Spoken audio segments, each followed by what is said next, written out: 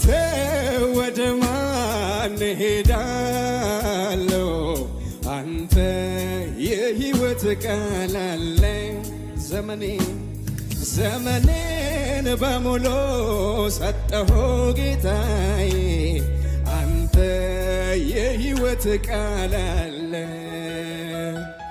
የሕይወት ምንጭ ነህ ጌታ ለተጠማው፣ አንተ የሕይወት ቃል አለ።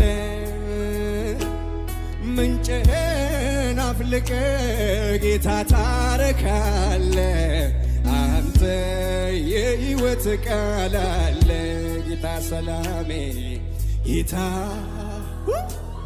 ሰላሜ፣ አቤት አንተ ኢየሱስ ረፍቴ